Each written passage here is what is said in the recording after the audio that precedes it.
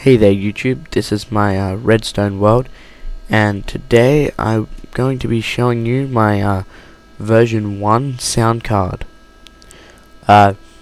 This is my first version of a sound card for a Minecraft CPU. It's nowhere near optimized. It can run dual notes. It's only 8 notes though for each of them, going from like middle C to high C. No sharps or flats, just the standard notes. As you can see here, this is the memory. It's rather large. It's 16 bytes, I think, so that allows you to play 16 notes in a song. That's not including the doubled up notes. This memory I got from Shrog. It's his ultra fast memory or something. This counter, I got that from another redstone thing I downloaded. I just cut that out using MC Edit and put it there. And then this is the sound card. So the way it runs is the yellow bit here is the clock, and it'll send a pulse to the note blocks to play the note, and it will also send a pulse to the incrementer to go to the next note. Right now I've almost finished programming. I've just got to put in one more note and then I can save it and we can test it. So I've pretty much, what it is it's inverted just the way it's built. It will be fixed in the final version, but for now it's inverted. So this would be the middle C. So what we need is we need to play an E. So we flip this one, and that would play us the E that we want. Then it basically, that's those three for the 8 notes. This one is for whether we want it bass or piano, so we want to keep it as piano. The next one we want to be bass, and this one, well, this is the first bit, least significant bit. This is the 2 and this is the 4. The only reason it's like that is because that's been swapped around and I didn't leave enough room to switch the wires. So pretty much all I have to do is leave that how it is. And now we will have an E with the bass drum and an E in the piano. So we go over here, we press save. As you could hear, there were some pistons that moved. That basically means that the drums, I mean the bass and piano, were changing. So if we just disconnect that quickly so it doesn't increment, we can press the button. Right, so they're the 2 notes there when we press the button. So we can go ahead and put the redstone wire back, and we shall be ready to run.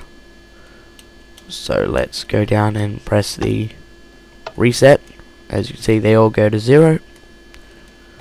Run over here, flick the switch. There's the first note.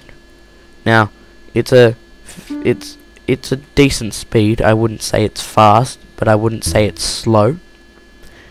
Again, as I said, it's nowhere near optimized.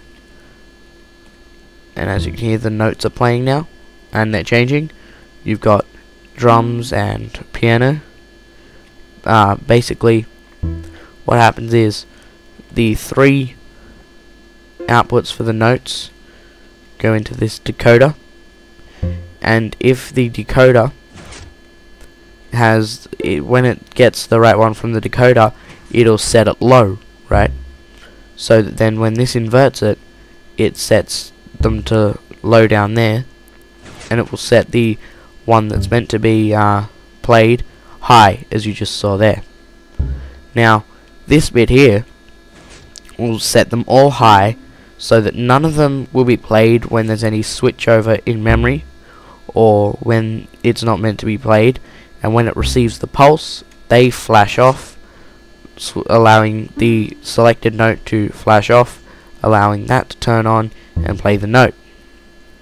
This happens on both sides, and then when we go down, this orange wire pretty much either extends or retracts the pistons, as note blocks play the piano when there's an air, and they play a bass note when there's wood. So that's all I did to change the notes there. I thought it was a pretty good idea for what I needed. Those two at the end are probably just because of different chunks and stuff. I will be making sure that there's no errors like that in the final version.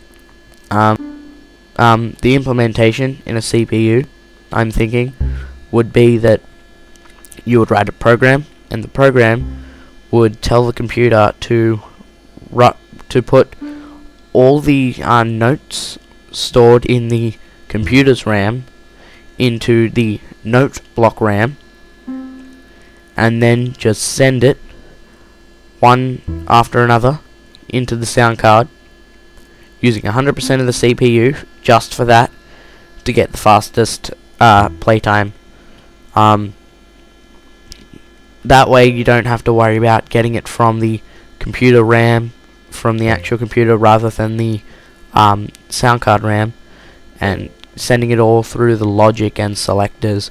You just have to worry about sending it from the sound RAM to the sound card. It'll probably have more memory as well, maybe like 8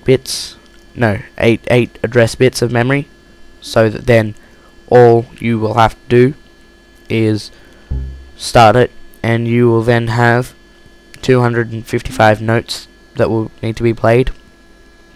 Actually, 255 is a bit much. 256. I'll probably only make it maybe 6 bits for the address or something, because you want more than 16, but not too much. Maybe even just 5 bits so that it's 32, and I'll just extend that over one. So yeah, that's about it for my Redstone sound card. Hope you liked it. Leave a comment in the description and like this video if you enjoyed it.